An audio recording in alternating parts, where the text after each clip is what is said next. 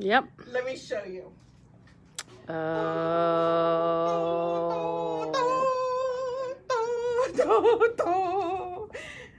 Is this gorgeous Alison Glass entire set that she has, number 8 pearl cotton by Wonderful. This is Eleganza. We have all the individual spools. Ooh, everybody clap their hands. Clap, clap, clap, clap. Clap their hands. And then we have a couple of the sets like this. More, which way? We're good right there. Right there. Yes. A couple of the sets just like this. This one that have all 12 of them. This is variegated. And then the solid, like this. See, those are the solids. Can you see it okay there? Gorgeous. Gorgeous. Well, Miss Tisha, what am I going to do with it? Well, hold on. I'm getting there. Oh, hold your pants on. I'm getting there. I got my belt on. Hang on. So the individual spools like this, they come with 42 yards. It's an 8-weight cotton. It's called pearl cotton. Gorgeous. So what do you do with them? Have y'all been seeing my Facebook posts lately? I'm really digging this long stitch quilting. I am. Go back to when we had snow last week, and one of my posts on there is like, what are you doing today? I'm stitching. You know, I can just sit there at the table. I had to do it by the window, which made it really cold, so I had to stop every time my hands got too cold. But I sat over there and I just did long stitch quilting, and it's just really kind of chill. Like, I can listen to my audiobooks. Love to do that because I had no electricity, so I couldn't see if they found Bigfoot yet. So I just listened to my audiobooks and sit there and stitch. So to give you an idea of how I do this, here is a sample quilt or little table runner that I made for the shop hop that we had back in December. And see how I quilted? Just like this, I did the quilting on it.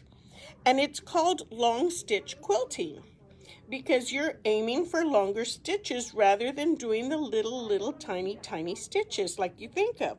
And for me, because it's long stitch quilting, I'm not aiming to get like a design in here, like a little flower, stitch out a flower.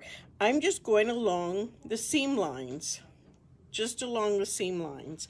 I like to pick contrasting colors so it shows up. So like you can see it right here really nicely and right here, but you don't have to, you can blend it. As a matter of fact, this one, I have a little turquoise that matches this flower. And aside from it being thinner than the number 8, it's a number 8 also. Is it? No, it might be number 12.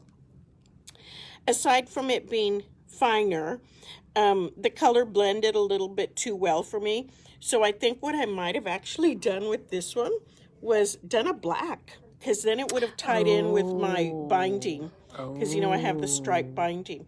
So I think I might have done that, but hey, it's done and I like it. So the other quilt I'm working on, I have some of these colors and I just pick a contrasting color for every time I'm working on one of the particular blocks, and I really just like outlining my seams.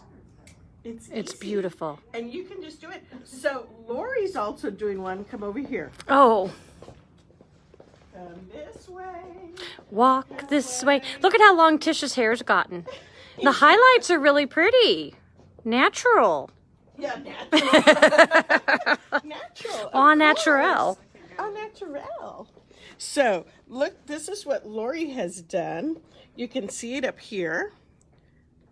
Now, mine are crooked. It's more. You know what? It's more. I traced mine out, though. Yeah, I didn't. Yeah, I traced mine out. I used the Hero marker, which I've decided I really like.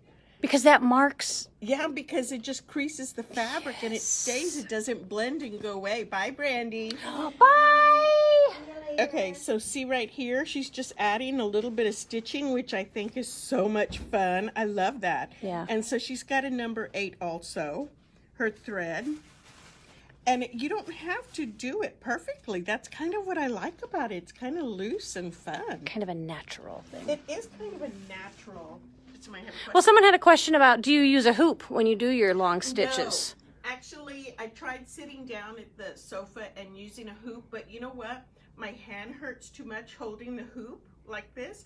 So I sit at the table and I do it and I lay it out. Oh. And so that I don't continue to pick my table because I tend to bounce off the edge of, the bottom.